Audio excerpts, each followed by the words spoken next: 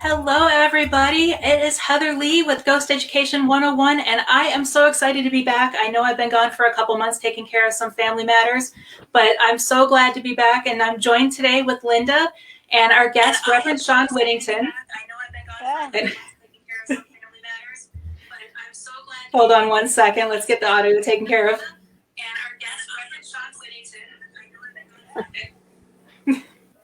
That went nuts. Sorry. That's okay. And for those of you who don't know, Reverend Shawn Whittington is an ordained exorcism deliverance minister, ghostbuster, lecturer, and teacher of paranormal studies at Bible College and Theological Seminary. And I'm not going to go over his whole bio because we do have that posted on our page. And some of the questions I'm going to be asking him today involve what's in his bio, so he can go into more details on that. And along the way, feel free to interrupt us with any questions you guys have. We'll make sure to get Reverend Shawn to answer that for you. So thank you for joining us. How are you doing today? Well, I have to apologize. Shawn had forgotten that the interview was today. So I'm his twin brother, Hank, filling in for him. I'll do the best I can. It might get dicey because we're totally different people, but I'll do the best I can. I never knew these callers were so uncomfortable. I'll have to talk to him about that. I am thrilled to death to be here. I heard this is the show that's as much for the dead as it is for the living, so I should fit right in. And Heather, you living in the same town as me, I'm just happy that you and I both haven't melted away, and we're still here. Yeah, exactly. It's been brutal here out in Las Vegas lately. Okay, so let's get started real quick. The one question that I have, and I know a lot of our viewers probably will have, is when and did you get interested in the paranormal, and what caused you to get interested? I wouldn't call it so much interested as just basically it just being a part of my life since I was a young kid. I saw spirit when I was very young, had no one to confide in about it other than my mother. And my mother, may she rest in peace, she knew exactly what was going on, and she tried to I was already freaked out, so she tried to explain to me what it was that I was experiencing, probably in as watered down a version as she could, with me hopefully being able to wrap my head around what was happening, but not freak me out even more.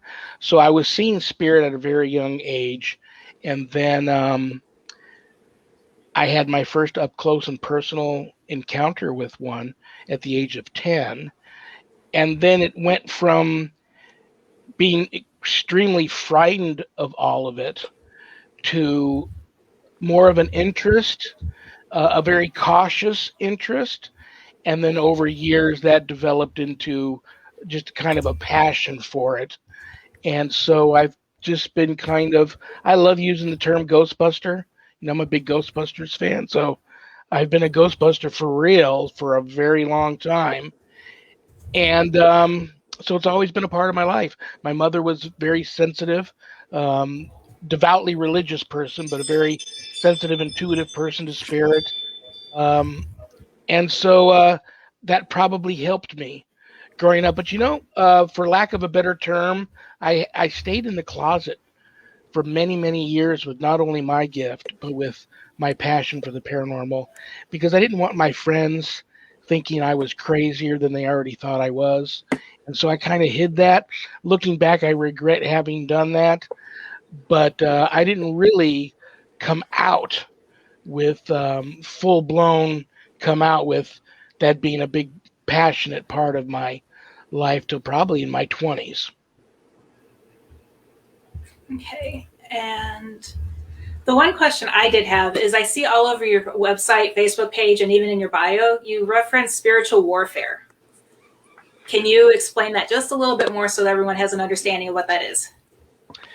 Well, I didn't really know what it was for many, many years. I never heard the term, didn't really know what that all entailed.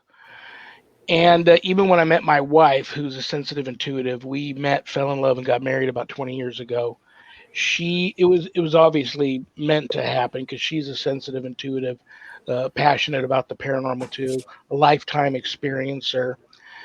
And it wasn't until after we had formed our team, Ghost Be Gone, and started investigating a lot of residential cases, occasionally going ghost hunting too at allegedly haunted locations and stuff. But it wasn't until we started doing it together that I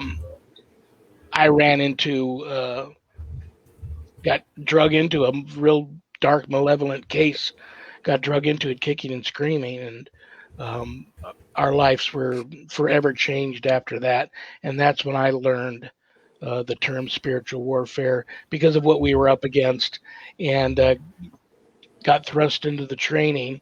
You don't wake up and say, I'm going to be an exorcist, or I want to be an exorcist, or I want to do that. Most people, it ends up being a calling, and you end up sort of, you get drug into it pretty Oh much, my gosh. and screaming. Okay, and I do want to go back to you said you had your first experiences at a young age, and your mom was very good at handling it for you or helping you through it. Do you have any suggestions for other parents who have young kids that might be coming to them saying that they're seeing things or hearing things in their room? I think you parents are the only true support group for their children. At the same time, I know that parents are scared to death of their kids being ridiculed. Even my mother told me, you probably want to not tell your friends about what you see and what you experience, and be careful who you invite with you when you jump on your little Schwinn and grab your Polaroid camera and your little tape recorder and go bike riding around looking for these, abandoned locations that you go in looking. Be careful. You may actually find what you're looking for, and it might not be what you expected or wanted to find. But be careful who you tell people and bring into your little inner circle. But at the same time, she had to be supportive because I was freaked out. So my advice to parents would be as supportive as you can, and just use your best. I don't like to tell people how to raise their children. I just would say use your best judgment on where you think you should go with it with your child.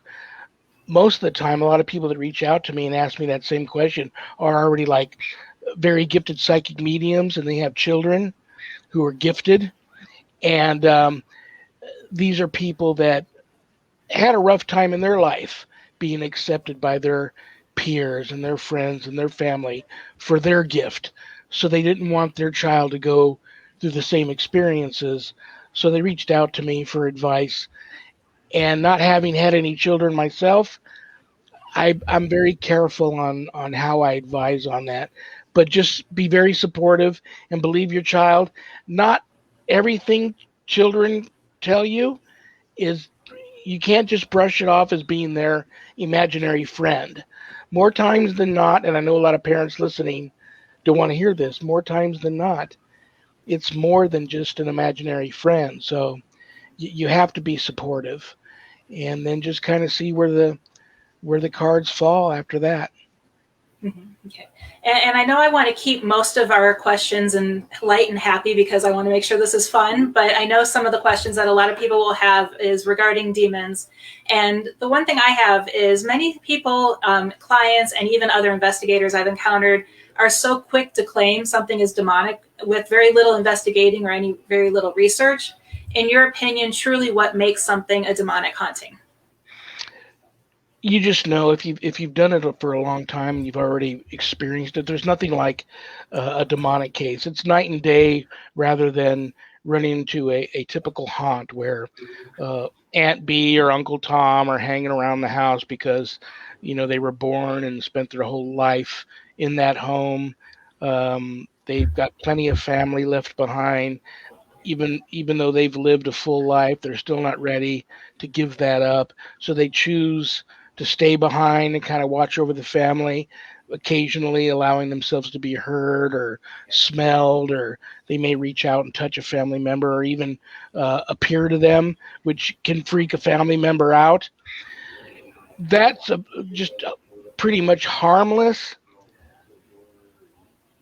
Cases of a much more malevolent nature, God forbid, demonic, it's night and day. Right away when you're in that um, atmosphere and that environment what you're up against, and the big difference is life and death. These things they come in like a wrecking ball, and they just are just trying to destroy families, destroy lives, kill you if they can.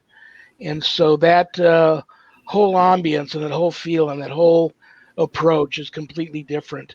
And even if you haven't experienced one, when you are in the midst of true evil. Okay, and we do have a question from Mike. He wants to know if anyone has seen or heard of seeing a spirit or a residual energy as almost like visual static, almost like TV snow static. I have. It's interesting. I've seen them look like real solid 3-dimensional human beings walking, which is throws you off. You actually at first think you're in the presence of a real person. I've seen just like the upper torso. I've seen just legs walking. I've seen objects floating because they're carrying it, but it's just that's always intrigued me. Like they're carrying an object which isn't really there, but it's part of that apparition. Staticky TV stuff, more like you're just blinking your eyes a lot. It's like an old black and white, very poorly made old black and white silent movie, sort of an appearance, very transparent, sort of kind of like a solid shade of gray over everything. Very, very interesting. But yeah, I have seen that. Okay, yeah, I know most of the times when I see something, it's usually a shadow, but I have seen where they're clear as day. But as far as staticky, I've never seen that. I don't know. Linda, have you seen anything like that? We encountered one time, like I said, I'm from the lot in Fort Sill, and Fort Sill is a huge army base, lot of history. And we were invited to a home where the client would see a soldier in 1800s period uniform walk through her kitchen and through the wall every single day. And when we came out to investigate, we actually did get to see that happen. After a lot of research, we found out that as years went by, they expanded on that home. So he really wasn't walking through the wall. That was an exit area at the time he lived in that particular house on the fort. But when we did see him, slightly transparent, but pretty much solid. It was just like almost looking like you and I, not the staticky type thing. And there was no engagement whatsoever. Paid no mind to anybody that was there, just was doing what he did on a daily basis. And I know Philip has a question. He says that he knows some ITC people that are always chasing the dark side and demons and end up sick with lots of health problems and financial and personal problems. Is this oppression from the demonic? I don't know if it's so much that, because I think spirits, like I live in a haunted house, and my wife and I will go through periods of time where we're feel very unenergetic, like just dragging for no reason whatsoever. Because I believe if you're around them a lot, and it may be totally unintentional on their part, but I believe they draw on your energy. A lot of people throw out that the end term is energy vampires. I'm not a big fan of that term because I don't believe spirits have bad intention. They're just people that don't have a body any longer, and why they've chosen to remain. That's for you to try to figure out or not. But the demonic do attach as spirits attach. So I believe these people are just experiencing, and 90% nowadays, at least 90% of the clients that come to me for assistance are these new generation, young up and coming paranormal investigative teams that didn't have a lot of training, jumped right into it, found themselves at the wrong place at the wrong time, saying and doing the wrong thing. One or more people on the team get an attachment. spiritual hitchhiker, if you will, follows them home, and then you've got to cleanse that whole situation and get this thing to unattach and move on. But you got to be very careful. Be careful what you say when you're in this field, because you never know what's floating around, watching, listening, waiting. And many attachments of a malevolent nature attach because you've done something to give it the impression that you've given it permission to attach.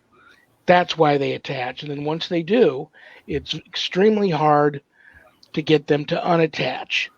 Ghosts more are like hitchhikers, follow you. If you get one that follows you home from an investigation, they're a lot easier to move on. But it's all respect. It's just like in real life, you get back what you give. You know, if you go to an allegedly haunted location that's known to be infested with spirit, just be respectful. Because more times than not, if you're not, um, you end up paying the price for it. Okay, and then Philip had another question. Is it true that when a demon is trying to pretend it's human and show itself, it'll look disfigured in some way? No, they come in all shapes, sizes, forms. They are tricksters and they're liars. So many times your first encounter with them, you're not seeing the real demon for what it really looks like. I've had many demons appear to me as the family member of clients while I'm at the location, sort of like a doppelganger type situation. I've even had that here in my house with me. So honestly, I don't believe I've ever actually seen a demon look like what it is actually looks like in the spirit realm. I believe they've appeared to me at times in apparitions that they assume will freak me out, and more times than not, I'm not ashamed to say that many times I've seen things that have totally freaked me out, but I don't think I've actually yet seen one that has appeared to me the way it really looks in the spirit realm. And Stephanie has a question. She's like, are there telltale signs that a spirit is malevolent or demonic, like a spirit that appears as a child with solid white eyes? Typical haunts usually don't escalate more than knocking or scratching on the wall, and spirits do that too, not just the demonic. Footsteps in the attic, footsteps up and down hallways. You may see a quick apparition of somebody walking through your living room or down your stairs, standing out in your yard, just staring at your house. When they're close to you, usually you get a little bit of a breeze, not necessarily an icy cold chill, but maybe a breeze. You can, everybody's got that sixth sense about themselves. You are your best paranormal piece of equipment. When you get the chicken skin, the goosebumps, your hairs are up on end, you totally feel as if someone's in the room with you, watching you. You hear disembodied voices. You may have someone play with your hair or touch your hand or move something. And it doesn't escalate more than that. Now, usually the demonic, their parlor tricks, we refer to them as parlor tricks, are much more deliberate and much more ominous. Like you can be in a home that's infested with the demonic, and it can be more than one demon in the house. And if you've ever stood in a house and had every single door and every single window and every single drawer in the place opening and slamming all at the same time, where it's so loud and deafening you can't even talk to the person that's next to you, the first time you experience that can be very frightening. You get used to it after a while, but that can be very frightening. Now that's a much more different intent behind that than what ghosts do. and you usually know the bad smells. The touching escalates to scratching and biting, things of that nature. Night terrors, people having unexplained accidents in the home, people's moods really dramatically changing because it just the oppression gets to you and gets to you, and then your personality changes. It's completely different, and you just trust me. If you're in the presence of the demonic, you'll know. Okay. Jax wants to know, I've seen a lot of spirits. I used to think that I was crazy as a young girl. Till this day, in my dreams 50 years later, I feel they still haunt me. Is this possible? Absolutely. I suspect she is probably a sensitive intuitive, maybe even a medium, and doesn't know it. And I also believe if you're gifted that way, I can't prove this theory, but I have a theory that gifted people look different to spirits, and that attracts them, sort of like that light you hang on your back porch to attract the mosquitoes in and zap them. I believe it's that type of a thing that goes on there. So she could be extremely sensitive, intuitive, and not know it. And she might want to reach out to some people, some legitimate mediums, spiritual people that can help her determine if she's gifted, because then she can learn how to harness it or not. Turn it on and off, work with it, and not feel so vulnerable like she's not in control. Mm-hmm. Okay. And before I get back to the viewer questions, Linda, did you have any questions yet? Not yet. Okay. I have some questions, but for later on. I have a couple of things running through my brain right now. Okay, I'll continue with the audience then. Okay, the next question is a black shadow figure a demon? I've seen some that have been, when my wife and I came face to face with them, they really wreaked some havoc. But I've seen others that, like everybody says to me, spirits can't cast shadows. No, they can. I've seen that. I've seen apparitions walk, and then on the lights behind me, and behind them there's a wall, and I see their shadow. And sometimes you just see that shadow. Solid 3-dimensional shadow figures is completely different. More times than not, that's the sign of that's not a good sign when you see those. But I've seen them where they just behaved like spirits. There wasn't no malevolent intent behind the types of things they did while they were haunting. But you want to be very careful. Usually the dark shadow figures, especially if it's more than just like a human that just jumped in a vat of tar, and that's how they look when they come out. If they're more detail to them, like a hooded figure, that's not good. That's usually an extremely malevolent and strong um, an entity that has a lot of energy, knows how to manipulate its environment, and has a lot of energy behind it. And so you have to be very careful with those. Okay. And then Philip says, let's talk about growling. Have heard it on an EVP and it'll give you the chills. Is that just a warning? It could be. It might be more than a warning.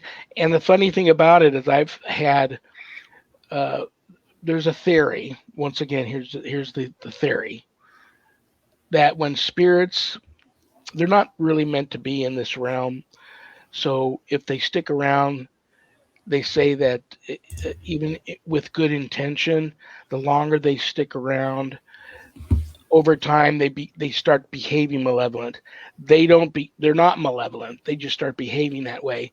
So sometimes if you bother them, they will try to behave like there's something scarier than they are to frighten you away, so that you don't keep coming up into the attic and playing and moving things around, because that's where their That's where they stay. That's their place. They don't want you constantly invading their space. They want to be left alone. But usually that doesn't happen. So the growling is not good at all. And I, in my experience, the few times that I have come in contact with the demonic, um, there's no warning. Once you realize that they're there and they've decided that it's on, usually you're in a battle, and there's no warning. The warning is more of a spirit thing. Mhm. Okay. And the one question that I do have, because it comes up a lot of people claim that something's demonic, and I know there are other causes that make people believe something's demonic. So, what could other causes, like natural causes or mental illness, what could cause someone to think they're being haunted by a demon? And then, how do you go about helping those people? I'm almost embarrassed to admit that I cut loose far more clients than I wish I did, because there's a process. Everybody that picks up the phone and calls you for help, all of them are 110% over the top convinced that they're either their home is infested, they're being oppressed, or they're already possessed, or somebody in the family's possessed. And so there's a process. They want you to run right over, wave a magic wand, make it all better. And unfortunately, I wish we could do that, but we can't. There's a process. And so if a client sticks with us long enough to go through the process, and we determine that they're legitimately suffering from a bad haunt or a demonic presence, there still are some I's that need to be dotted and some T's that need to be crossed for legality purposes. If there's any history in the family of mental illness, even if that person hasn't been clinically diagnosed with a mental illness, they need to go see a psychiatrist or a psychologist, tell them what they're experiencing, and then come back to me, if not actually have me speak with their doctor and tell me what they think. If a person is under the care of a doctor and or on some pretty strong medications, and they're calling you up and telling you have a demon in the house, and you run over there and you perform an exorcism on the property and this person, and it goes bad, you can get into a lot of serious legal problems because of that. So you have to be very careful. Everybody in the family has to sign off on that they're 100% on board with what you're about to do, and that they fully trust you and sign off on that. And but many people aren't. You think they're at rock bottom. I know people that have had mental illness, and I also knew in my heart of hearts that they were suffering from a demonic attachment. So that made it even more difficult. But the sad thing is many people, you think they're ready to just do whatever you need them to do to help you help them. But when push comes to shove and you break it down, they're not ready. And if they're not ready, my presence is just going to make things worse. I don't believe in religious provocation. I never do it. My training also has me, unless I absolutely have to, I don't encourage dialogue with a demonic entity or a malevolent entity. So my presence alone is provocation enough. And if there's children involved, animals involved, they become targets. They come under attack. It can get very scary very quick, and it can get out of control very quick. So everybody needs to be 110% on board with what your approach is going to be. You got to let them know, I come from a strong religious angle, and I'm going to need you to do this and do this and do this. And if they're not 100% on board, that's okay. I'm not trying to convert anybody. But I will then tell them I'm not the guy for you, and I need to shop around, if you will, and try to find another team that better serves your needs. And then I just do a lot of praying for the client and hope that whoever I refer them to can handle the job. Okay. And then one question I do have about, it was before COVID, not quite 2 years ago, but like a year and a half. We were on a case, and during the case, our lead investigator, you could see on video that his eyes were blackened out. And then I was also physically attacked and flipped almost, like they swiped my feet out from underneath me. And when we reviewed our evidence, we had the word congruism. Now, I've talked about that because when I done research, it said it's something to do with religion, but it doesn't have much information on it as far as the paranormal. And I didn't know if that was something you've heard of or if we were going down the wrong path. I have not. I would be interested to know what that means. Maybe after the show, you can private message me that word, spell it out for me, and I'll do some research for you. Because I asked someone else who is a pastor when I was talking to them face to face, and he just didn't want to talk about it. So I was just like, okay, is it related? What's going on? And we looked it up, and we said it was some religious term, but I don't know all the details because it was, so long ago. But I've always had that question whenever I have the opportunity to ask someone, because I would love to know the answer. Because the woman ended up selling her house, so we don't know what happened after that. Yes, please send me that word after the show. Okay. I'll look it up and I'll get back to you. I'm interested to know what that means too. How did that whole thing turn out? Did you guys just had to stop basically in mid-investigation because she just decided to pack up and leave? No, we continued the whole investigation. It was actually our second time investigating the house, and we knew there was something there. And it was actually really funny because something told me to go check out her real estate listing because she had already put it up for sale, knowing she was leaving. And you can see two shadow figures in the reflection of the TV standing in front of the closet in her real estate photos, which I thought was really interesting. But when we were done investigating, we gave her our evidence, and she's like, okay, I'm moving tomorrow. It was done deal. She was gone. Very interesting. Yeah, I've had my fair share of real estate people that have reached out to me. Some are in such denial, but they couldn't, push came to shove after a dozen or so potential buyers come into a location, and every time they bring someone in to show the home, the spirits act up. Finally, they have to bite the bullet and reach out to someone like my wife and I to come in and see what's going on. It's you hear a lot of investigators say, I never tell somebody to move. That, there's a funny old saying that everybody has a plan until you get punched in the nose. I thought that I would never have to say that either, and I don't readily say it. It takes a lot for me to say that, but I have on more than one occasion had to tell the people that I think it's, I don't know where else to go with this. And I believe that it is attached to the land here or the home. If I believe that it's not going to help if they leave, that it's going to follow them, then no. But if I believe it'll help, that it's not attached to them and things are just really, really bad, and I've got to a point where I can't help anymore, I have recommended people to move. And so far, it's been the few times I've had to do that, it turned out to be for the better.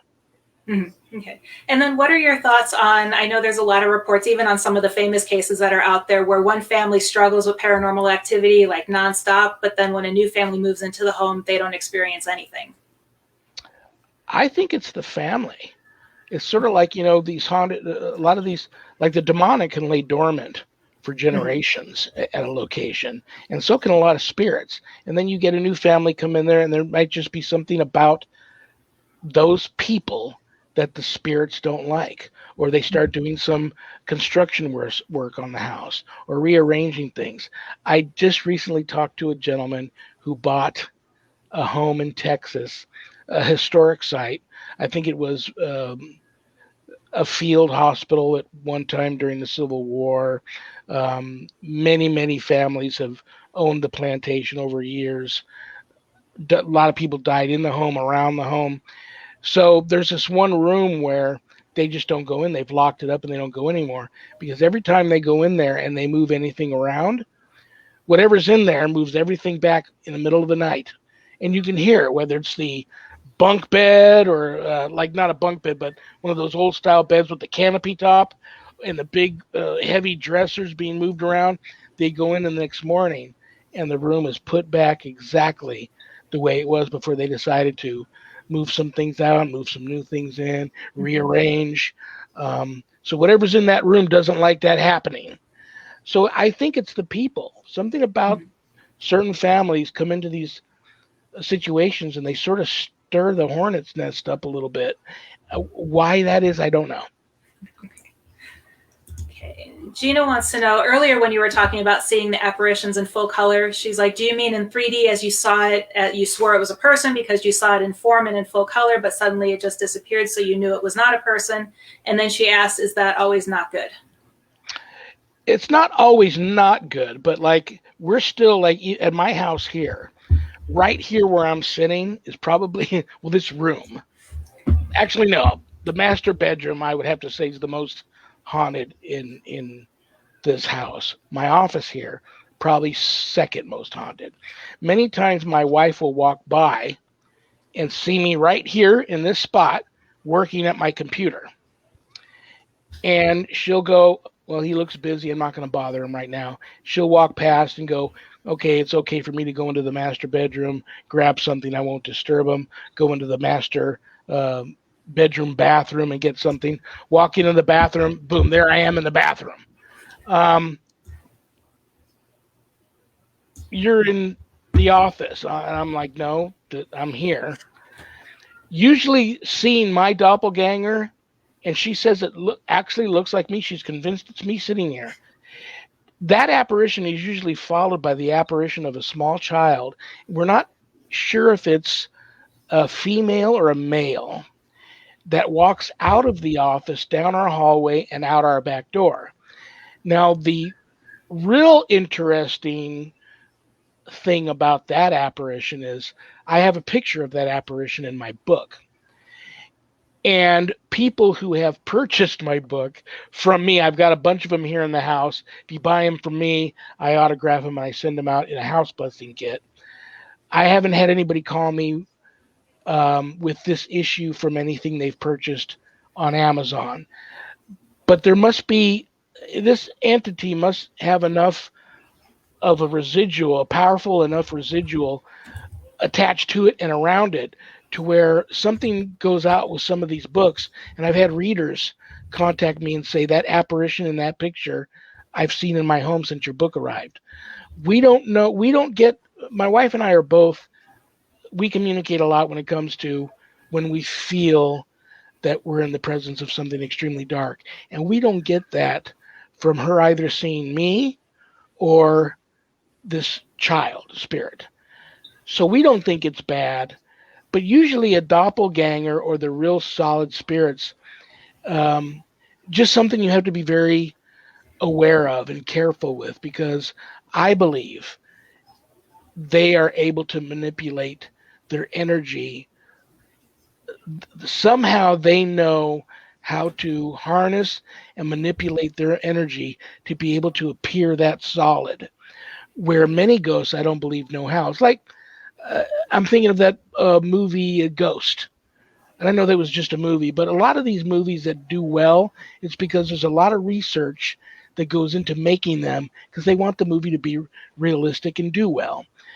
And so it's like that. I believe some spirits don't know how to do anything. So why you keep asking them to do EVPs, move this object, use my energy and touch me, turn the flashlight on and off, speak through the IT, the ghost box. Many spirits, I don't think, know how to do that. So they're just sitting there going, I don't know how to do that. Some, I believe, for whatever reason, right off the bat have no issue moving things on command, touching you, laying their smell on you. You know, you smell their perfume or you smell the cigar smoke. But like I said, some spirits I just don't believe know how to do that. Mm-hmm. So these that are solid, I think that at the very least, you have to be very cautious about how you approach and deal with entities that clearly know how to manipulate the environment. And they all know. It's just some are much better than others. Like my wife and I, speaking of real estate people, we worked a a home here in town, and this woman was seen. They built a bomb shelter under the mansion because it was built in the 50s and everybody had a bomb shelter. We were afraid of the Russians. So they turned the bomb shelter into a bowling alley. But the woman who spent her whole life, built the home and spent her whole life and died in the home, is seen walking through the bowling alley and up this private staircase into like a wall that's a wall of booze bottles. And when you push the wall out, you come into this bar. And then no one ever told me what happens to her after that. But I'm down in the bowling alley and my wife is walking up behind me. And I'm big on selfies. I don't know why. I just took a lot of selfies at locations because I catch stuff behind me. And I didn't see what I caught on this one photo till afterwards. But I turned around to talk to my wife, and here I am face to face with this woman. Solid three-dimensional woman, a real woman. I thought there was someone in the home. But I froze. Something must have told me that I wasn't dealing with a real person, and I totally froze. What seemed to be like 5 minutes was probably about 15 seconds of me just staring at her face to face. And it wasn't until I actually moved out of her way that then she continued to walk. And I followed her all the way up the back stairs, through that door, pushed the door open, followed her. I lost her in the ballroom. Now, the ballroom has these pillars that come down all through the ballroom. So they're all mirrored. And I took a bunch of photos. And in one of the photos, I caught her walking up in the reflection of one of the mirrors, walking up a little staircase leading to the beauty parlor in the mansion where she spent most of her time because she was a former showgirl and was in the beauty parlor all the time getting fixed up. So forever, everybody thought that was a residual haunt. Obviously, it wasn't. It did turn out not to be a residual haunt. But she, there again, a solid as you and I, and intelligent, but there's nothing malevolent about her. She didn't let anybody buy the home until after my wife and I must have been there a dozen times investigating the place. My wife developed quite the friendship with her. She'd come and visit her in her dreams all the time and tell her things about the house. Next time you guys come to the house, go to this room, press on this panel. You'll find a secret compartment, and there's some papers in there that the real estate guy should see. Sure enough, next time we went, walk into this room, my wife's pushing on these walls. The real estate guy is, what are you doing? She says, there's a compartment here. You go, no, there's nothing on the blueprints. Boom, something pops open. There's this secret compartment, and there's these papers in there that had a lot to do with the family and the history and some things that had gone on in the home that were very valuable to him to know. But she didn't want anybody buying the home. But eventually, after a long period of time, and us somehow convincing her that it was time to allow. You don't have to cross over to wherever it is you don't want to go. You can stay, but your house is falling apart. And before they bring the wrecking ball in, wouldn't you like a nice family to take the home back over, build it back up to its former glory? Wouldn't you like to see that? And enough of that type of approach with her, eventually a family came in there, and the real estate agent said it was like you could just feel the difference in how she received this family. And she almost, her presence almost encouraged this family to buy the home, which they did. And last report I know is that everyone's living happily ever after in this place.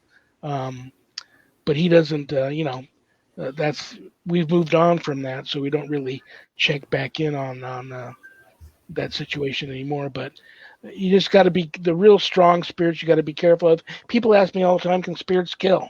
I believe they can be vengeful, and they can do things to you that could bring a great bodily harm to you. Something as minor as being pushed down a staircase can kill you. So they're just people that don't have a body any longer, And if somebody wasn't good in life, they're probably not going to be very nice in death. And if they hang around someplace and you bug them and you annoy them and you piss them off, they're probably going to find a way to lash out at you. So you just got to be careful. Mhm. Okay. And then Jax asked, he says that she believes that evil walks the church but cannot cross the altar. Is that true? Oh my gosh. I have been in many haunted churches. Churches are so haunted. I don't know. I prefer to try and get somebody that I know has a malevolent or demonic attachment or, God forbid, possessed. I try to get, before I take it to the next level and perform the rites, I try to get them on hallowed ground, whether it be on the grounds the church was built on or inside the church. I've never heard that part about crossing the altar, though. Um, Okay. it wouldn't surprise me if that is the case. Um, and a lot of people don't think the demonic can hang out at churches. No, that's not true. They seem to be neutralized, if you will, for lack of a better term, on hallowed ground. But they still put up quite a fight. There we go. I was lost track of our questions. Okay. What would you do if team members' eyes suddenly turn black? Look for something really big and heavy to smack them over the head.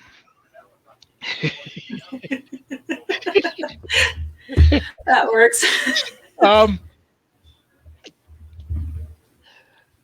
My bailout move is to always just. I usually show up at locations that I know the demonic are present.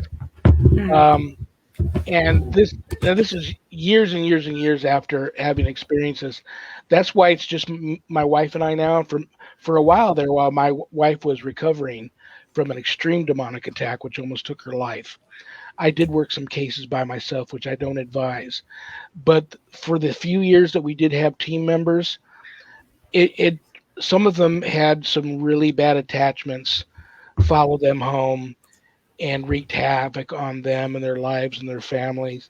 And it got to the point where I started being too concerned about who was with me on a location rather than just being able to go in, be myself, do what I do, and act accordingly. And then I would feel so guilty about what may or may not happen to a team member. So eventually, over the years, my wife and I decided it's best if it's just her and I. Worst case scenario, me to go on a location. I might try and take another pastor with me, depending on what type of case I'm working. But that has happened. And I usually show up with more holy water than you could probably think one person can carry. And I usually just start blasting people with the holy water and saying some certain prayers. Humility is a big weapon when dealing with the demonic. So many times I will fall to my knees to show humility and just start flailing the holy water and reach into, my pocket and pull out pick a certain prayer, something that'll jump out of me. I have these bailout prayers that I don't say a lot because I don't want to use their mojo up. They're such wonderful prayers that are so powerful. I only reach for that book when I absolutely have to. So I will usually, if that happens, I will start saying some special prayers, sprinkling a lot of holy water, flailing it around. And when I get the person back, if it was just like the spirit jumped in them, jumped out, I get them out of there as soon as I can. If it's a client and I already suspected they were possessed, now I know that the entity is manifesting itself through the client. So then that's a completely different approach. But a team member, usually if that happens, it's because they just became a target. For some reason, while we were at that location, they became a target, and whatever was there took advantage of that and jumped in them. And I try and neutralize that situation as quick as I can. And if I can get whatever jumped in them to jump out, I still will ask that team member. I'll escort them off the property because I don't know why they became a target, and I don't want further harm to come to them. Okay. And Robin wants to know if you believe in the Dybbuk box.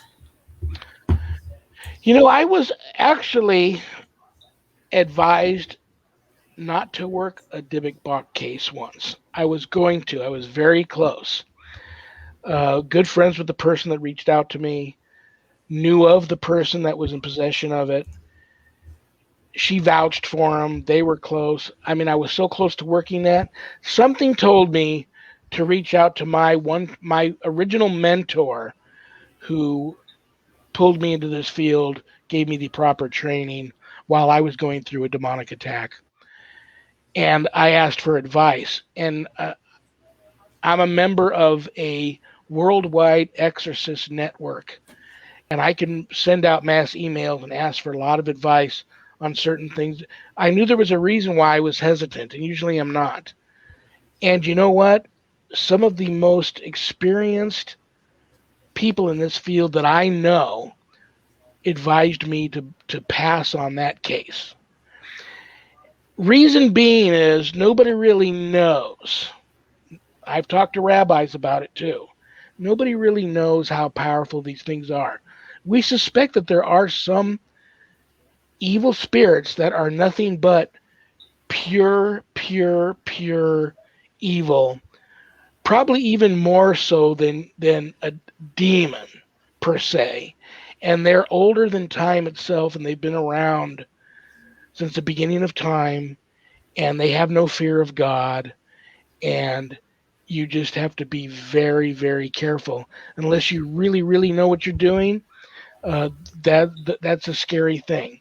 So I was advised to pass on that case, and one thing my mother didn't raise was a stupid boy when it comes to this stuff. So I took the advice and I passed on the case. And it's probably one of the better decisions I made in a long time, because eventually that person passed away who owned that box. I don't know who's got the box now. Hopefully it's being taken care of in a proper way. I actually had a case. A Muslim gentleman reached out to me, said that his wife collects antiques and is really fond of lamps, old antique lamps. Bought one, came home, and jokingly rubbed it, wondering if there was a genie in the bottle. And he said something came out of this lamp and has possessed my wife. And he referred to it as a oh my God, the term is escaping me at the moment. It's a Middle Eastern term for these malevolent spirits. It'll come to me after the show. If anybody out there knows the name I'm looking for. But there again, that was a case that I brought a couple of rabbis in on the case, a couple of other Muslim holy people, talked to a couple of my mentors. I wasn't able to bring closure to that case. It was a very, very tough case.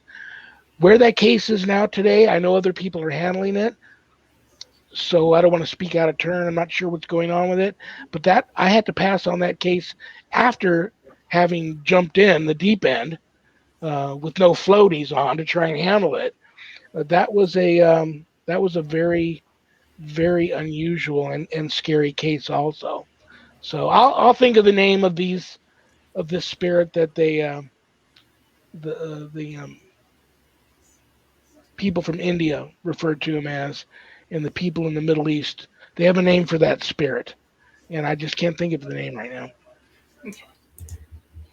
Stephanie wants to know, since good spirits can reach you in your dreams, can the not so good ones do as well? Absolutely, both can. Most of the time, you'll find family members that you were very close with that recently passed will come to you in your dreams. But yes, right now I happen to be. It's funny. I must be psychically in tune with your the person that sent that message in, because I'm working I'm juggling a half a dozen or so cases now of people that are being visited in their dreams, always in the middle of the night, by a variety of different types of entities, or so they seem to be. They could all be the same thing. But some of these entities seem to be like interdimensional beings that so gently take these people on these trips to other dimensions in their dreams. Some of these entities are very ugly and very violent. Some of these entities that visit these people are very sexual. Not so much incubus and succubus type sexual, but that sort of feel. And so they're probably, to be honest with you, they're probably all the same type of entity, just doing different things to these people in their dream states. But yes, most of the time you're very vulnerable while you dream, especially if you're a very vivid dreamer, especially if you're known to have night terrors. You're a bad target, and I feel sorry for those people that suffer that, because we're very vulnerable in our dreams. And Amelia says, can a I ghost know the present name. itself? I know go the ahead. name. Jinn. Yes. Now that you say it, it's like, yeah, that's it. The guy She said wants to- genie in the bottle only because he didn't think I knew what jinn meant. And afterwards he said, we call him Jinn, but I'm going to refer to it as a genie in the bottle. So Right. Yeah. Can ghost present itself through light fixtures? She says that she often has lights in her house that will blink consistently and the bulb is perfectly fine. I know it sounds crazy, but I actually ask questions and the lights will blink. she's brave. That happens here in my house a lot. I don't ask the questions. She definitely has a spirit trying to get her attention there. They can manipulate the environment, especially electronics. So that's probably one of the most original, basic, old-time signs that a spirit is trying to get your attention, with the lights flickering. Usually people reach out to me for help. I ask them, well, what have you been doing? Well, once this stuff started happening, I just broke out the Ouija board, started conducting EVP sessions, asking it to do this and do that. And so right now I want to tell everybody, do what you want, but you've made things worse if you do that. If you're experiencing that type of activity in the home and it's freaking you out, then don't do anything. Call for help, but don't do anything. If you choose to do something and become a ghost hunter and start investigating your own home, that's cool too. But be ready, be ready to deal with what you conjure up, because the more you feed into these things, the more they'll give back to you, and you're not really sure what you're dealing with, so especially in your own home. That should be a sacred place where you don't have to fear that sort of stuff. And maybe she's a trained paranormal investigator and is enjoying that, and that's totally cool too. And things may never escalate, but if they do, then she has to be prepared to do what she's got to do to get it to move on. Okay, yeah, she did continue to say, it doesn't scare me. Should I try to remove them from my home? I only have sage. If she's not scared and they're not showing signs of being malevolent in nature, then she can just kind of leave them alone, let them do their own thing. If they may be attached to the home or the property, and they probably won't bug her any longer. But if they start doing things that do concern her and scare her, then yes, she needs to probably bring someone in like me to do a thorough cleansing of the home and the property, a good cleansing, blessing of the home and the property. Probably not an exorcism. Doesn't sound like a demon. She's not talking to a demon, I don't believe. So that's what she needs. If she wants to do it on her own, that's cool too. Sage is very good. I'm not a big. I was about to tell a little lie. That lie was, I haven't saged in a long time. I like the blessed incenses like frankincense and myrrh, Ethiopian, Three Kings, spikenard, monastery incense. and I will burn blessed incenses in the home and then do my cleansing and blessing ritual. Having said that, I am a big fan of sweetgrass and white sage mixture. I get them bundled and blended together in a mixture. I also like Palo Santo wood, Mhm.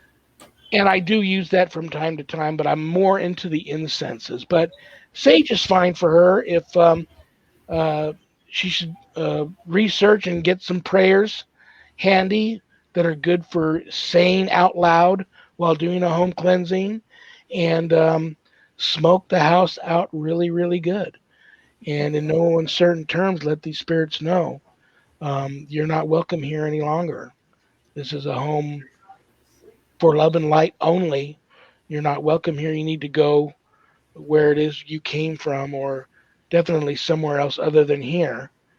And then she may have to repeat that smudging process a few times before the activity calms down. Many people get the activity to calm down and think they've left, but they haven't left. They're just waiting for you to kind of get bored and start dabbling again, and trying to conjure them again. So she may have to do that a few times, and even after activity calms down, she may have to continue and do some more smudging sessions before she's really sure that she's changed things around. That thing is, if you've got something in the home and you get it to go, if you don't keep the portals closed, you don't keep the, you know, you don't do what you need to do to keep them from wanting to come back, and they do come back, they're usually, for whatever reason, and I don't know why this is, they usually come back with friends, and they're usually more aggressive and usually a lot harder to get rid of second and third time around. So these are all decisions that you have to make for yourself that work for you before you even start the whole smudging and cleansing process. Okay. And Gary wants to know, do you believe that any item can be possessed? We've all seen Annabelle, the Annabelle doll, and what about other stuff? I'll be honest, possessed, I'm not so sure. Attachments, yes. I've got many, many items here that have been either gifted to me or just given to me. Get this out of my house. That my wife and I have. I've got a great example of it. This Bible here. We investigated a old, abandoned, closed down for many, many years casino hotel here in town. And I kept walking past this one room and kept hearing someone clear their throat every time I walked by the door. Finally, I decided to just walk up to the door. And as I got up to the door, I could clearly feel as though a large person was standing in the door, didn't want me to come in. So I introduced myself, told them why I was there, asked for permission to come in. They let me come in. When I went over, there was 2 beds with a nightstand in the middle. When I sat down on the bed, one of the drawers of the nightstand opened up. Inside the drawer was that Bible. I pulled the Bible out, sat it down. Every once in a while, I do a little bibliomancy. So I thought to myself, if there's a message in here that you need to give me, try and give it to me through the Bible. And I said, obviously, this is your Bible. You wanted me to see it and find it. So help me here. I opened up the book, put my finger on a passage, took out my flashlight, because I was in the dark. I read the passage my finger was on, and it totally made sense to me what this spirit was trying to convey to me. So we talked for a little bit, and then I asked for permission to take the book. I got the feeling that was the reason why I was shown the book in the first place. So as I left the room, I felt that this presence left also. And that's a good thing. Why be stuck for eternity, if you will, in the hotel room of a casino? Mm-hmm. So to me, I felt I brought closure to that particular incident. And that's what I love about what it is my wife and I do. Mostly residential, and you don't have to come up with all the evidence, the groundbreaking evidence. Um, but the proof is in the pudding. The proof is when you bring closure to these cases. You help give these families their life and their house back, and bring their family back together and make everything good again. Um, and closure. That's the important thing. That's very rewarding. And you don't get, just to be a paranormal investigator, uh, you don't really get, it's fun. Uh, I'll give you that. It's fun. But for me, you don't get much, um, what's the word I'm looking for? Reward out of that. For me, that is. Okay. And Gina has a quick question. Depending on the culture, jinn are often from the elemental realm. I would imagine it would take a different approach to clear it, or have you found out differently? I am 100% on board with that description, although I think that there's different types of them. And apparently, this one that this gentleman had his wife rubbed out of this genie or jinn that she rubbed out of this lamp.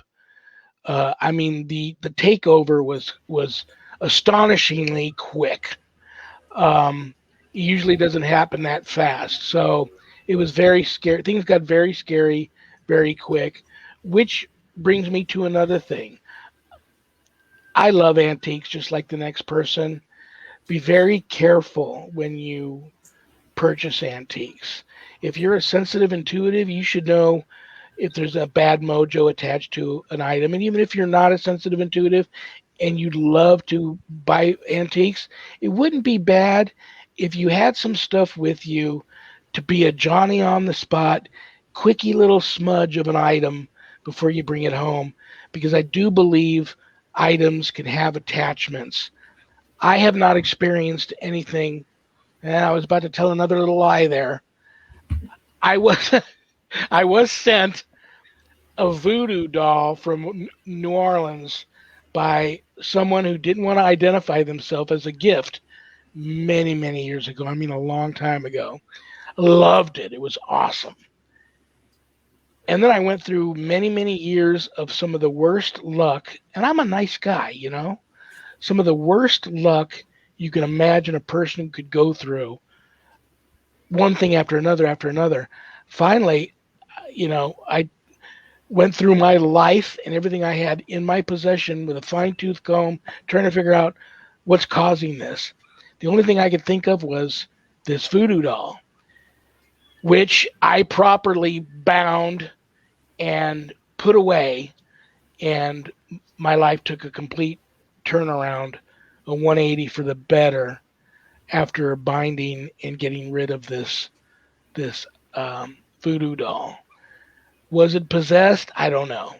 And even if it was, could I prove it was? I don't know.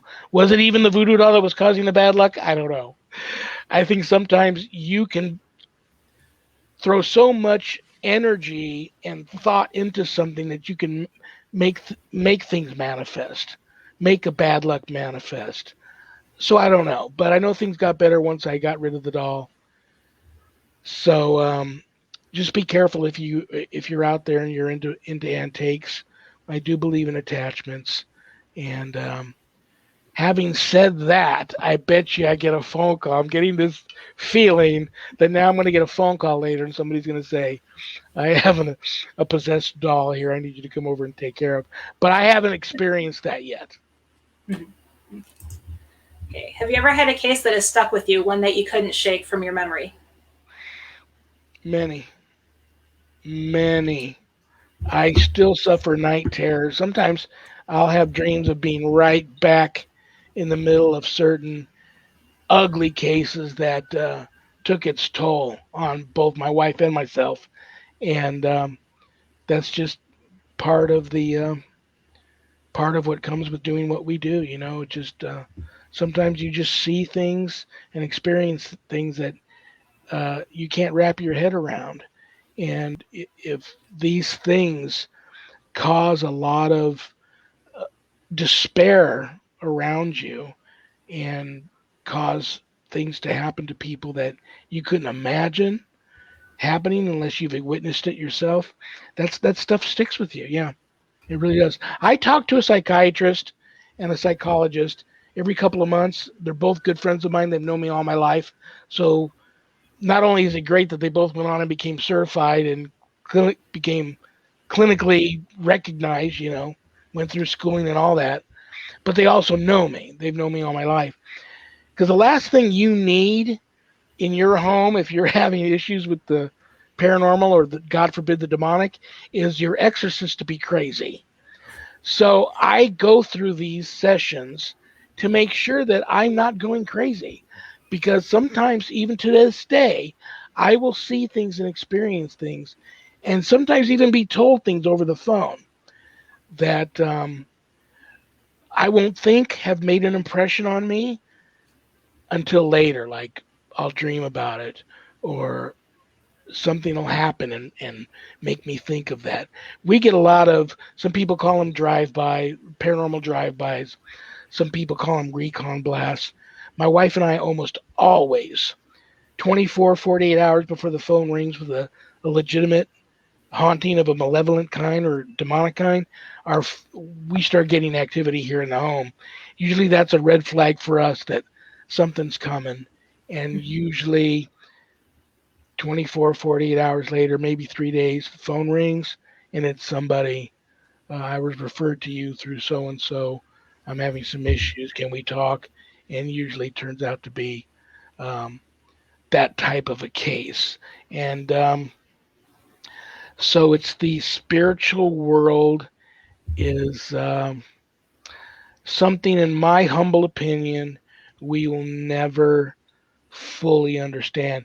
You and I will be doing this same interview in heaven one day and laughing about all the things we know then that we don't know now. But I do believe, and people get mad at me all the time when I say this, you can practice a scientific method when you go into these things. There's no such thing as a scientific discipline that's going to end up being the way to ghost hunt or the way to paranormal investigate. Do what you do. Do what you're comfortable with. If it's dowsing rods and a old school voiceover recorder and a Polaroid camera, fine. You're your best equipment anyway. Don't spend thousands and thousands of dollars on this equipment that most of it is working when it's malfunctioning. So it's not really proving the existence of life after death anyhow. All of us that are tuning into the show tonight, you, Heather, me, Linda, we're lifelong experiencers. We are over the top diehard believers. We know. To me, that's all. To me, the fact that I know, I'm fine with that. If I talk to somebody that doesn't know and they think I'm crazy and full of it, God bless them. That's okay too. I could be crazy. I could be full of it. I don't know. But I don't believe we're ever going to know. And that's, to me, the exciting part about the unknown. And that's what fuels my passion for the paranormal, is that we don't know. And that's what I think is cool about it. So, yes, approach it in the print out. You can go online and print out the scientific method. And you'll be surprised how, if you've been ghost busting for any period of time, you've already followed it. When you work these cases, you already follow it. But there's never going to be a set scientific discipline on how the best way and the only way that you should paranormal investigate, and this is the equipment you should use and not that, and this is better, and we're never going to prove it. I'm telling you now. And if I'm wrong, somebody proves me wrong, and we can scientifically prove. This is my goal. I have 2 shows, one on Friday, one on Mondays. The day that I can actually invite a ghost as a guest to come on my show and sit on camera and me interview him, that'll be the day that we can scientifically prove the existence of ghosts. I believe in them. I believe in demons. I believe in angels. I believe in guardian angels. I believe in it all. Can I prove it? No, but that's okay for me. Like I said, it's rewarding for me when people come to me that are just, they're hanging on over the abyss emotionally and physically by their fingernails, about to just let go, because their life is just turned upside down, and they need help. To bring closure to that situation is very rewarding, and you just don't get that. And many of my clients not only are new up and coming ghost hunters, but many of them didn't believe in anything until the devil walked in and sat on the end of their bed and grabbed them by their feet and started swinging them around the room. Now they believe. So unfortunately, many people that don't believe will never believe. I've had diehard skeptical parapsychologists come with me on cases and had apparitions appear right in front of them. And as soon as the apparition's gone, I've had that doctor look at me and immediately start debunking what just happened. And I just have to smile at him and bless them and give them a hug and move on to the next room. It is what it is. Mm-hmm. Okay. Robin wants to know what's the difference between an attachment and a possession. Attachment is they're just around you. They're sucking on your energy. They're just like, you're giving them a piggyback ride everywhere. A possession is and this only happens, spirits, yes, spirits do jump in, and trance mediums allow their spirit guide to come through them and other spirits to come through them and talk in a seance session. Trance. Spirits have the capability of jumping in, jumping out, but they can't possess. The only ones that in my humble experience, the only ones that I have been able to witness actually possess is the demonic. Now, because that person has done something, 99.9% of the time in my experience, that person has done something to give this entity the feeling that it's been given permission to attach and possess. And sometimes it just happens to innocent bystanders, and God allows it to happen because God knows that person will survive that, but there's somebody near that person or close to that person that is in need of witnessing the power of the Almighty when it comes to them watching what the demonic can do, and then watching somebody come in and channel the Holy Spirit and perform an exorcism and deliver that person. That's a miracle in itself. And so sometimes God allows that to happen because he knows somebody nearby is going to witness the miracle, and they need to witness that miracle. But more times than not, somebody has had somebody in the family dabbling in the black arts,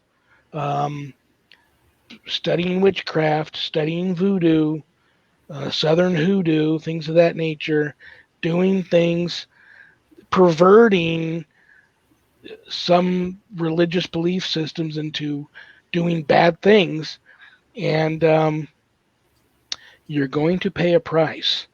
Eventually, these things are going to come and want to collect. They're doing your bidding for now, but it's on a tab, and eventually they're going to want that tab paid up. And a lot of people don't think that that's going to happen. You'd be surprised. So I would advise people not to dabble in the dark arts unless you're a pagan or a witch. I've got many friends who are witches and pagans, but they practice out of love and light. It's all nature and that type of thing, Mother Nature, the great father, the great mother, and it's all love and light, and they don't pervert it and go down the wrong path and try to make it into something ugly, which some do, and that's scary. Okay. And I believe this question goes back to the voodoo doll, and I think she's asking, how do you bind them? Me? You caught me in another lie. Guys, I'm lying a lot tonight. I said I got rid of the doll because I didn't even really want to talk about it. I didn't want to talk about the doll. Here I am about to talk about it again. I'm going to say how I bound it. And this is way back in the day before today I would do something different depending on what I was experiencing. But back then, the advice I got, and I followed it and it worked, was I got a box that I could seal and lock up.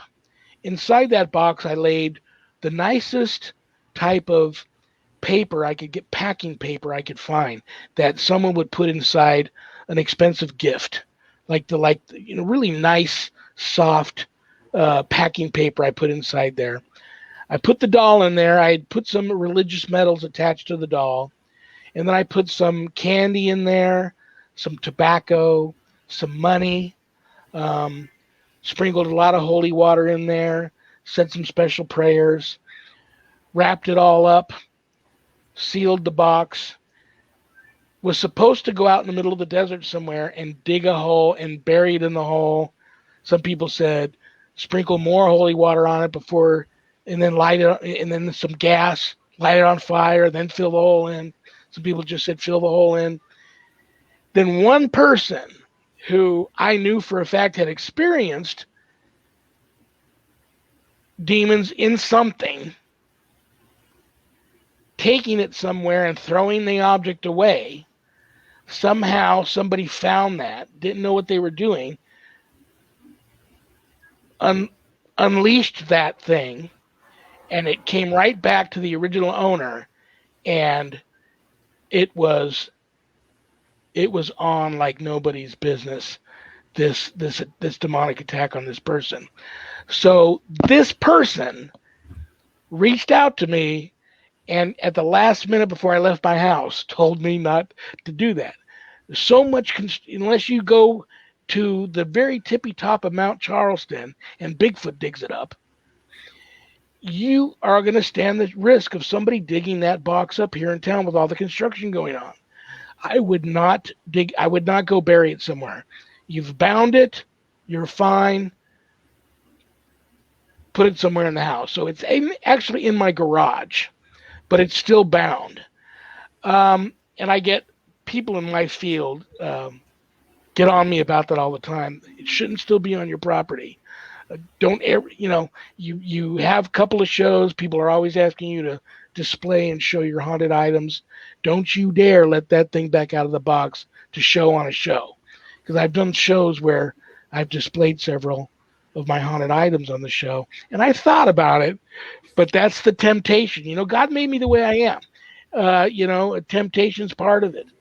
So I think about it a lot, but I don't even want to go out there and handle the box, because things got so much better after I bound it that I just don't want to mess with it. So that's what I did. I got it in a nice box that I knew I could lock, and I put it in some really nice, beautiful, wrapped it up in some really nice, beautiful packing paper, but I put it in there with some religious medals on it, and I put some candy, peanuts, tobacco, money, and wrapped it up, locked it up, and there it sits. Do you think that some of the spirits that we make contact with are in purgatory? I believe in that. I do. Being Catholic and Christian, I pray for the souls in purgatory all the time. So yes, I do believe there's purgatory spirits, and that's a sad thing. But there's a light at the end of the tunnel for them. Once they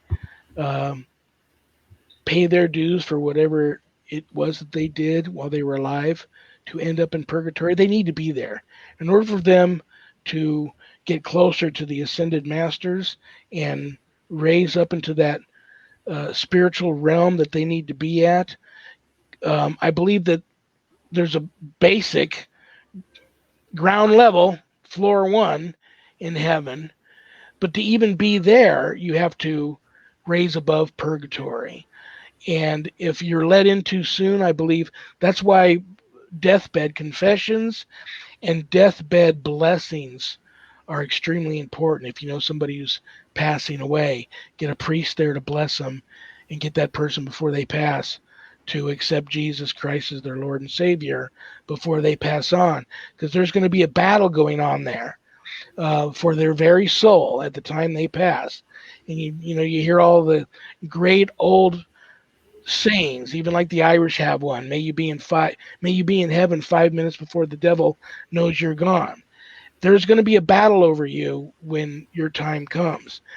And so purgatory I don't look as a bad thing. I do pray for the souls in purgatory a lot, but they will eventually move to heaven once they've, even in the spirit realm, they've been able to um, get closer to the ascended masters, and at least on a level where they can go into heaven and not be pulled down um, to where they don't want to go and end for eternity.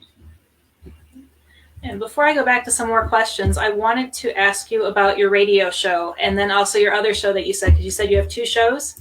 And here's the information for your radio show, but go ahead and tell us more about it.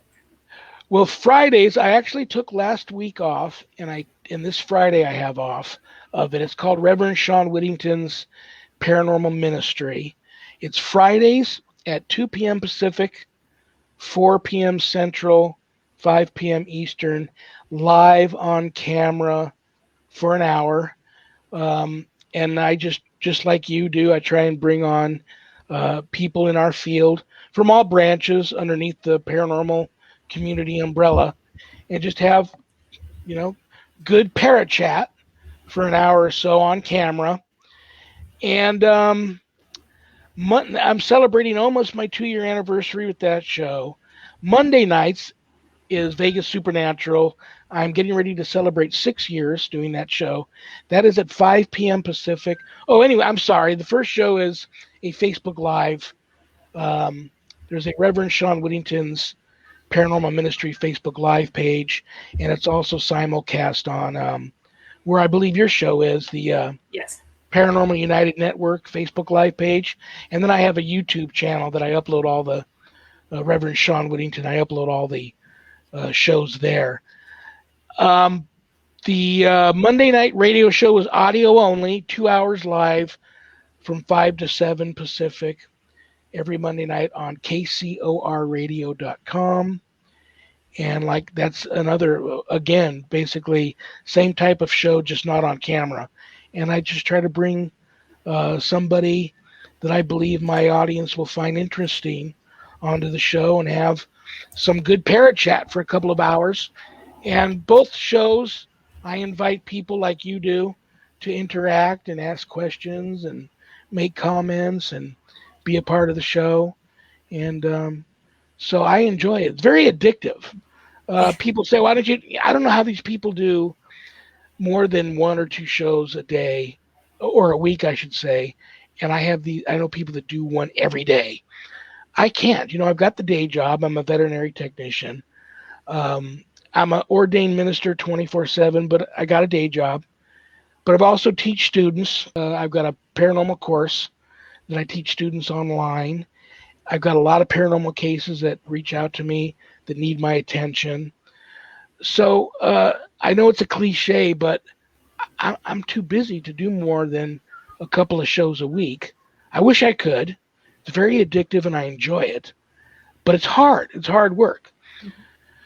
So that's it. That's my story, and I'm sticking to it. My course is Introduction to Spiritual Warfare through the Worldwide Society of Exorcists, which I'm a founding member. And you can enroll on the course at my website, www.ghost-b-gone.biz. It's a 12-week online college-level course. All my students that graduate get a stunning diploma, along with some other very special blessed parting gifts that you can only get from me. And if you're interested in that course, you can sign up at the website, or you can go to the Worldwide Society of Exorcists Facebook page and read more about the course. I don't advise it for everybody. You're not going to learn how to be a demonologist. You're not going to learn how to be an exorcist and perform exorcisms. That's a calling. But it's the course for the spiritual warrior that wants to learn how to properly draw his line in the sand, circle the wagons, and put up a good fight against, God forbid, true evil if it ever really comes calling for you or someone close to you. That's the course for you. Okay. And my book. My book. Yes. My gosh, I got a book. Can you believe I got a book? I was like, I have a banner for that too. I got a book. God, Ghosts, and the Paranormal Ministry. And you can get it on Amazon. You can also get it signed with a house blessing kit on the website. A little less expensive on Amazon. If you get it from me, autographed, have an attachment come with it, but it seems to be a friendly attachment. And that book has been called, and I quote, the scariest book I ever published. That was Annette Munich, owner of Stellium Books, my publisher. But don't let that scare you off of purchasing a copy. I like to refer to it as a very different kind of feel-good story. There's a lot of good versus evil in there where good wins.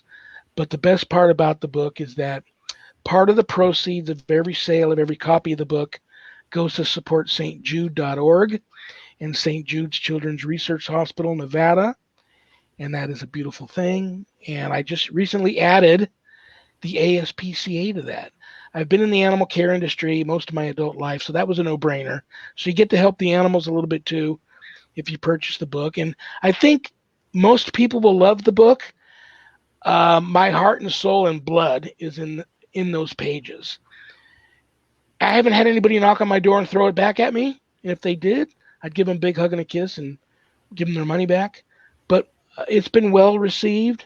So I'm proud of it, and that's the most important thing. Spirit definitely got me to write the book, and Spirit was with me the whole time, so I almost had to do it.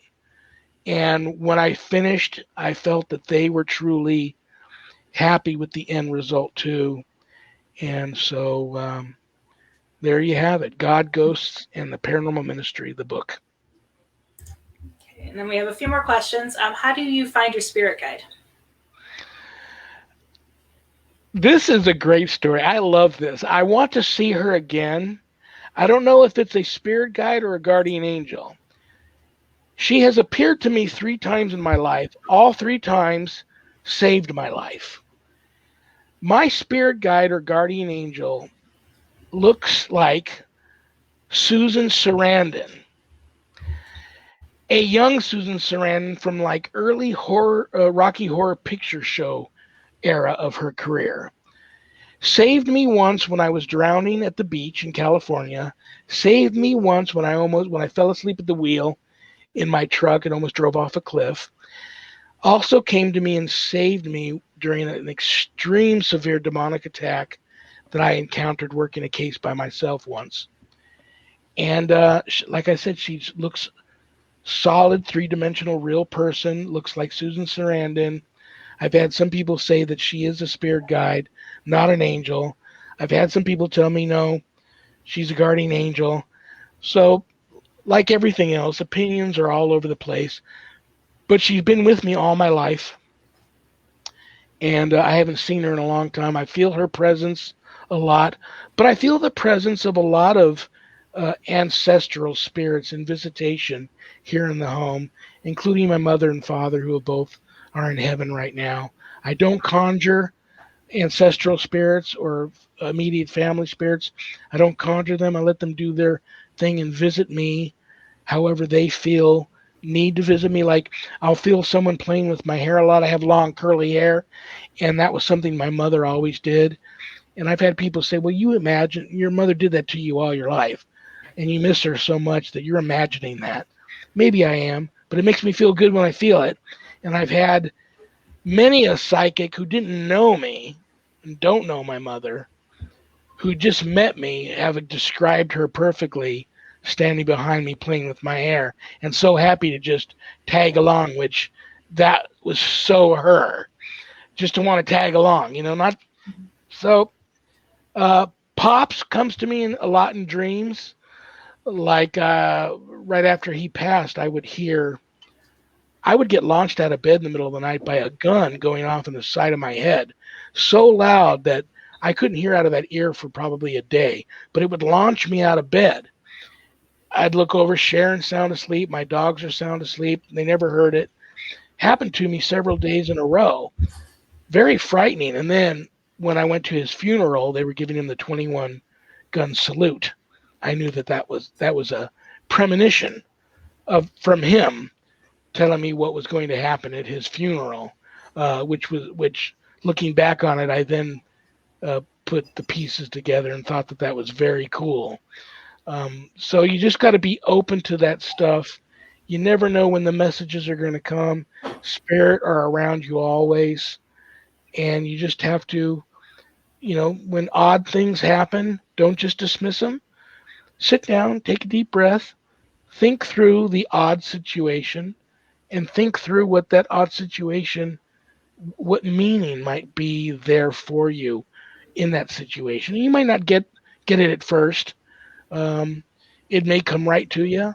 You may not get it at first. You may not get it at all. You may have to go and seek the assistance of a legitimate psychic. Be careful. There's a lot of psychics that aren't legit, but I do believe in psychics. Some of them I believe are truly have a gift from God and are blessed.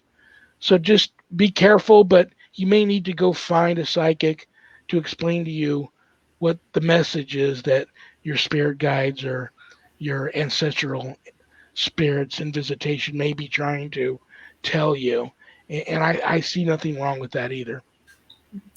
Hey, Linda, do you have any questions yet before we have a few more in the chat, but I just wanted to check with you. Yeah, I would like to know his thoughts on this. This the whole thing, demonic, malevolent, demonic's very few and far between. I was not working a case, but there was a paranormal investigation going on at a home where they felt they needed a priest. And the priest asked me to go with him as his prayer responder. So I went with him. He knew that the family was not Catholic, they were Christian, and I could respond to the prayers. So I went.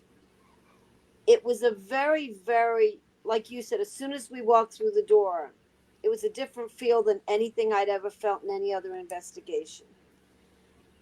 Within 3 days of him, he didn't do a full exorcist rite. He did a cleansing, he did a deliverance as the initial stages. Within 3 days of that, the priest was hospitalized for an undisclosed illness. They never could find out what was happening. His stomach would extremely bloat. He'd be in intense pain. It would disappear. I suffered a stroke with no predisposition for any kind of thing that would occur in my body to make me have a stroke. And the other female, the lead investigator, had a heart attack. Oh my gosh. So, to me, I felt that was the one and only time in my life that I was up against something that was different, definitely evil. And, my husband wanted me to stop right then and there. It was like, this is enough. You can't do this. And I refused. We did finish out that case because my thoughts were, it was evil. And if I quit, they win. And they're not going to win on my watch. So, can malevolent be that powerful to do something like that? Or were we in the presence of real evil? Some spirits act extremely malevolent over time. I believe that can happen. I believe when they get to that point, they attract the demonic. I've been in many haunted locations where there's been human spirits there and the demonic present, and the human spirits almost seem to be held captive there. And you talk about knowing the difference. Yeah. Many hauntings you go into, how many times have someone said, well, we don't go up into that room because so-and-so, who's the ghost of so-and-so, hangs out in that room and he doesn't or she doesn't want anybody in that room, so we don't go in there. Right. So many times the spirits don't want to have anything to do with you. Whereas you walk into a home with the demonic, right from the beginning, it's like that. Yes, exactly. I mean, So, yes. Something followed my wife and I home from a case where we made the mistake of using a Ouija board. And this was years before I even really knew about the demonic. I knew I'm Catholic, so I know about the devil and right. dominions and legion and all that. But we had something follow us home that night, and it took up residence in our home for about 8 weeks. It took me that long to get it out of here. It followed me to my work, which it started jumping to coworkers, and I started working a bunch of cases just through my work because of this thing. But my wife was the primary target during its time here in the home, and it left her with 3 very rare forms of cancer. She didn't drink, didn't smoke, healthiest person I ever knew, no history of cancer in her family, and like gangbusters, it came on. And so for 5 years or so, we we fought for her life because she wasn't supposed to survive. And long story short, yes, the several surgeries she had, all of the chemotherapy she had, all of the radiation she had, yes, those doctors were amazing and they saved her life. But also, there was extreme divine intervention at play that saved her life because each doctor said she wasn't supposed to survive this.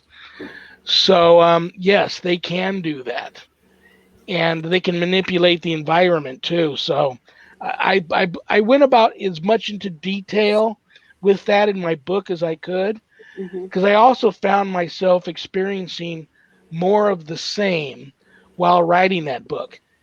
Even my publisher, while she was editing and putting the book together, experienced quite a bit of paranormal activity during that period of time working on my book at her home. So you got to be careful talking about these things. Right. But yes, you're very lucky to still be here with us. God bless you for being brave, and that's probably what saved you. Being brave and having faith and fighting. You know, I tell people all the time, fight. Yeah. Fight. And I think you have to have that faith base. I mean, I don't religiously provoke, but I go in with the mindset, I've got God. He's the biggest thing, so bring it, and I will fight you if I have to.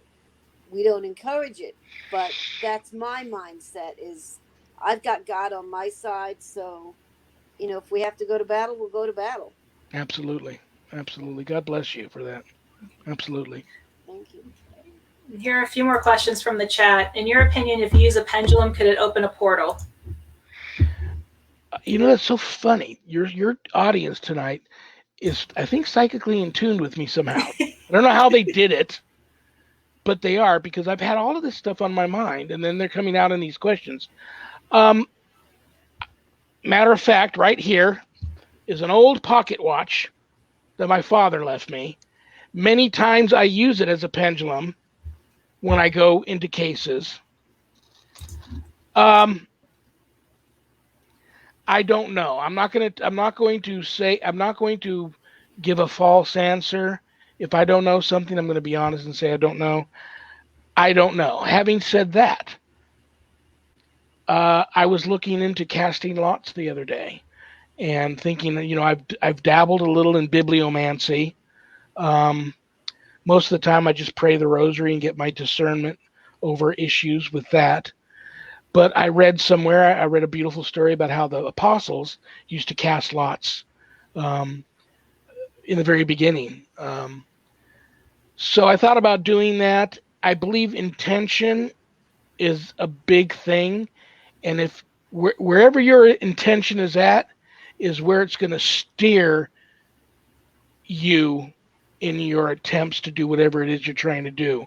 I don't believe a pendulum would just automatically open up a portal, but I would be careful and I would use it, something like a pendulum, cautiously, just like the Ouija board. They're all tools, but you have to properly open sessions. You have to stick by the rules during the sessions, and you have to learn how to properly end your sessions. And then you have to learn how to properly bless and cleanse yourself before and after the sessions. And you still may have issues, but be careful. I would have to advise people, just be careful many forms of divination out there, which might very well lead you down a path you don't want to go down. So just be cautious. Anything you use, learn as much about it as you can. But don't forget that you are your best tool. You're your best piece of paranormal investigative equipment. Go old school. My wife and I, even though we're gifted, we are still very old school. My wife loves to use the old throwaway 35 millimeter cameras that you get at the drugstore and dowsing rods. I have the little old voiceover recorders that use the little cassette decks, tape decks. I like a Polaroid. I like old school Polaroid cameras. So whatever works for you, just do you. And I'm not going to advise against any divination forms of it, because at one time or another in my career, I've done it all. But be very careful. Learn as much as you can about the piece of equipment that you're going to use, and use it with love and light. Use it with good intention. Okay. Philip wants to know your thoughts on sea salt as a binder. I love, love, love sea salt. I have a exorcism mojo strength, knock your socks off, make your eyes pop out like they do in the cartoons, salt mixture that I put together. A lot of praying and blessings go into making this salt. But I believe I have Hawaiian black salt in there, kosher salt, sea salt, Himalayan pink salt. I believe those four are in this mixture, and I use it everywhere. I will sprinkle it on the head of clients. I'll sprinkle it on the head of team members on investigations. It goes on the inside windowsills after smudgings. It goes on the floor of every door that leads outside a home after my house cleansings. If I have enough of it on hand, I try to go around the complete outside of the house with it after I'm done. A good pinch or two of that goes into every bottle of holy water that I put together, along with some monastery anointing oils also go in my holy water. But I also, a couple of good pinches of that salt go in my holy water also. But big fan of salts. Okay. Now, one final question, because we're running out of time, and I want to lighten things up. I don't know if I dreamt this or if I misremember it or something, but I remember watching you a while back. I think it was when COVID first started, and you were talking about Dan Aykroyd. Am I correct that you did a video on that? I don't remember. I love Dan. I've met Dan in person a few times. Okay. I don't know if I did. Okay. I've tried to get Dan on my show. That would be. I could stop doing it. If I get Dan on either one of my shows, I'm done. I'm just stop doing both shows. I'm done. But yeah, I think it was just. I think you just mentioned it, like in passing. You talked about how you met him and the vodka that he has, and I was just curious what it was like to meet him, because he's one person that I would just love to meet. Okay, here's. I don't. You're getting me to confess things tonight. You're tricky. I normally don't do. Back in the 80s. It's payback for my interview back in January. Mid 70s to late 80s, I was a very popular, very well-known, very successful street dancer in LA. Did some movies, did some TV shows, did lots of videos, traveled the world. Danced with Ice-T in the United Street Forest, danced with the Lockers, toured with James Brown. So Dan, my dance crew at that time, was hired to do the rap party, to perform at the rap party for Ghostbusters 2. And that's where I met him. We just got done doing the show. I was walking off stage, and there was Dan standing with Bill Murray. And I was embarrassed to do it, but I walked up and I was like a little kid, just stood there staring at them. They started talking to me like, "Oh my God, will you teach us some moves? We want to learn how to do that." So they broke the ice for me, made me feel comfortable. We talked. Dan didn't stick around as long as I would have liked to him. I ended up having more of a conversation with Bill.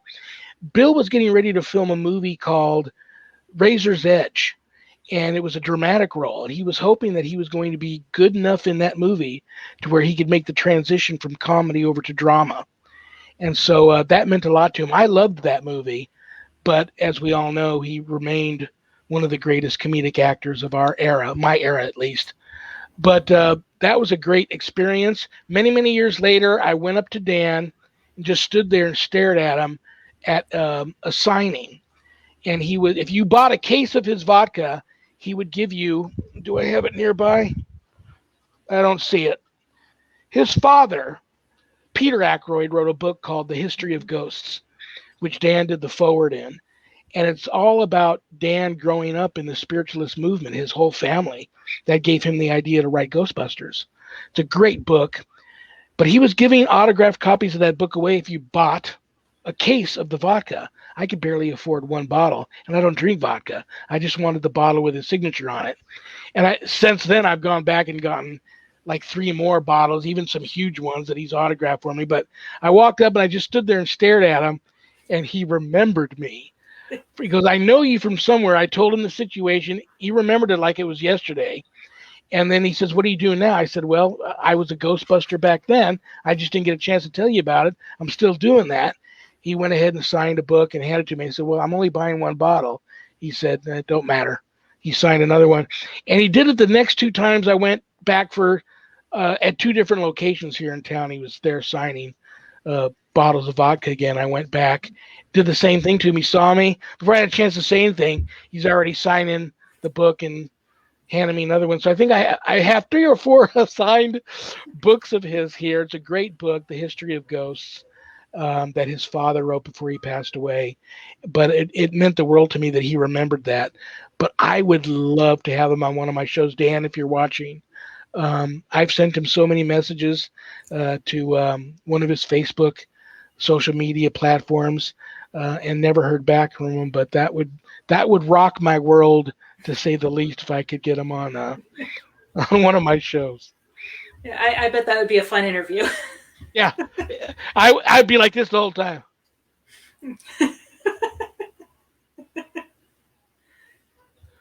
And he would just he'd have to talk the whole 2 hours. And I just. Well, thank you again for joining us. We only have 5 more minutes to wrap everything up. If you can just remind everybody where they can find you and find your classes. www.ghost-b as in boy -gone gone.biz. There you'll find everything. I've got the Reverend Shawn Whittington's Paranormal Ministry Facebook Live page on Fridays at 2 p.m. 1-hour podcast. I've got Vegas Supernatural on kcorradio.com Monday nights at 5 p.m. Pacific.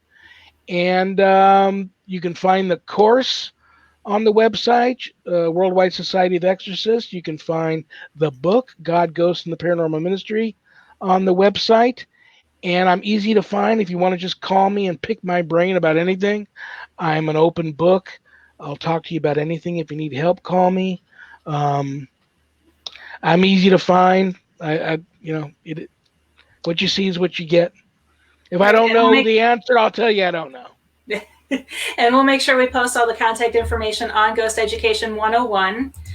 Linda, thank you for joining us. I know you've been a little quiet. We've had a lot more questions than I anticipated. Can you let everyone know where they can find you? You can find us on Facebook, Pit Crew of Oklahoma. And again, if anybody needs any help, reach out. We'll be happy to help you if we can.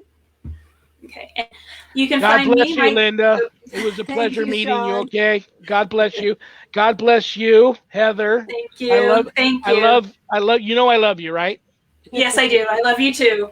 Yeah. And I need to get back on your show again, and I'd love to have you back on Ghost Education 101 in the future. So I'll definitely be in touch. And you guys can find me at Exploration Paranormal. We're online as well as on Facebook.